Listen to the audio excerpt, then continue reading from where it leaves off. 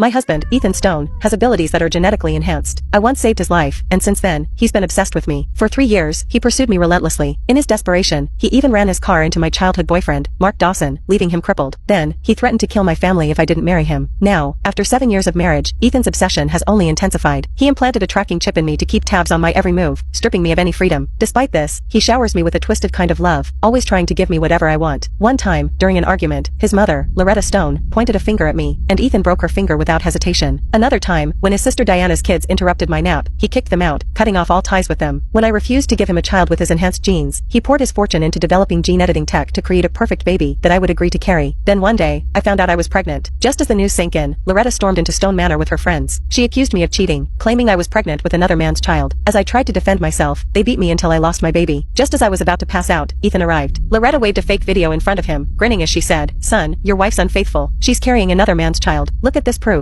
Staring at the 2 pink lines on the pregnancy test, I was deep in thought. Ethan and I had been together for nearly a decade. Now, with a baby on the way, maybe it was time to give in. He might be a madman, but I was the one holding the reins. With that thought, I snapped a picture of the test and sent it to Ethan, who was out of town on business. Minutes later, I heard shouting from downstairs. Peering out the window, I saw her, Loretta Stone, my mother-in-law, whom I hadn't seen in ages. She marched toward the house, a group of gray-haired friends trailing behind her, murmuring, "What a disgrace to the family. Ladies, if it weren't serious, would we be exposing such shame? I don't care if it ruins my reputation today. I'll tear that cheating witch apart." I listened for a moment before losing interest. Ever since Ethan married me, Loretta had believed I stole her son. Her bitterness lingered until Ethan finally snapped and kicked her out after breaking her finger. Our relationship was toxic. Moments later, the doorbell rang. Glancing at the clock, I thought, it's only 9 a.m. Why is Mrs. Peggy Hayes, the housekeeper, here so early? Confused, I opened the door, and Loretta barged in with her gang. Loretta raised her crooked finger at me and yelled, "Look, everyone, there's the evil daughter-in-law. She convinced my son to break my finger right after their marriage, and she kicked me and my grandson out of the house, cutting ties with us." I raised an eyebrow and told her, "This is my home. Leave, all of you." But before I could shut the door, Loretta slapped me across the face. "You ungrateful little tramp. My son gave you everything, and you go around cheating on him, making a fool of him." A sharp sting spread across my face. Since marrying Ethan, even a tiny push would send him into a rage, and if he knew Loretta hit me, she'd be lucky to walk away unharmed. To avoid a family disaster, I bit back my anger and said, "Leave now, and I'll pretend this never happened." Ethan was gentle with me, but ruthless to anyone else. Loretta, however, didn't back down. She yanked my hair, hissing, "Nervous, are you? If you had the guts to cheat, then you better be ready to face the consequences." I freed myself, glaring at her. "Accusing me of cheating? Do you remember how your finger got broken?" Ethan's need for control was extreme. After we married, he implanted a GPS tracker in me to monitor my every move. There wasn't a single person around me, yet she accused me of cheating. It was ridiculous. I thought reminding her about her finger might make Loretta back off, but instead, she slapped me again. "Oh, still playing innocent. Why don't you get an acting job with that talent? You think I came here without proof?" She spat, pulling out her phone and opening a video. On the screen, a scantily dressed woman kissed a man before he pinned her down. The video was graphic, and the woman looked just like me. Loretta's friends chimed in, "Absolutely shameful. In the old days, they'd drown women like her. If she were my daughter-in-law, I'd beat her right now. What a disgrace, acting so sweet when she's actually trash." Hearing their insults, anger boiled inside me. I'd never faced such humiliation. That video was clearly a deep fake, but explaining it to this crowd of elderly women felt pointless. I pulled out my phone to call Ethan. This was his mother, and he should handle her however he wanted. But Loretta snatched my phone and smashed it to pieces before I could dial. "You think I won't handle you if Ethan finds out? Watch me," she sneered. I squared my shoulders. "Your actions today are criminal. This is your last chance to leave." Her friends laughed, mocking, "Look at her, cheating and acting so bold." "Exactly. Show her who's boss, Loretta. Put this tramp in her place." Encouraged by her friends, Loretta kicked one of the antique oak chairs Ethan had bought me, splitting it in two. "You're only here because of my son. Without him, you'd be living in some slum. Don't you dare tell me to leave." The women cheered her on, calling her bold and strong. They began smashing the rest of the chairs, following her lead. The whole set was a gift from Ethan, one he had bought at an outrageous price to make me happy. One of them grabbed a Tiffany lamp off the table, ready to smash it. "That's an antique worth $2 million, I warned her calmly. Hesitating, she glanced at Loretta, who walked up and smashed it to pieces. "Everything here is my son's," she declared. "Destroy whatever you want. Ladies, let this tramp know her place." With that, they tore through the house, breaking everything they could find. I watched, unflinching, knowing each broken piece would serve as evidence when they faced justice. Then one of the women nudged Loretta, saying, "Look, she's glaring at you. Everything she has is thanks to your son's money. Breaking it won't teach her anything. You need to teach her a lesson," she hissed. Loretta's eyes gleamed with malice. She marched toward me. Outnumbered, I knew I couldn't fight them all. I bolted for the door, but Loretta grabbed me, yanking me back. Pain shot through my knee as I hit the floor, unable to move. Loretta pressed her heel into my thigh, grinding down hard. Pain shot through me, and a scream escaped my lips. "Oh, you weak little witch," she sneered. "You're acting all fragile now? I barely touched you, and you're already crying out. Who's this for?" I glared back at her coldly. "Loretta Stone, you're going to regret everything you've done today." Still talking back? "Well, now I'm going to teach you how a real daughter-in-law behaves," she snarled. From the day I married Ethan, she'd been itching to lay down rules, even giving me a list of chores. She wanted me to wash her clothes, massage her feet, the whole 9 yards. Apparently, Ethan's grandmother had treated her the same way, and she was eager to pass it on. After all, no one knows how to torment a woman like another woman, but she forgot who she was dealing with. I didn't marry Ethan by choice, and he was a man with power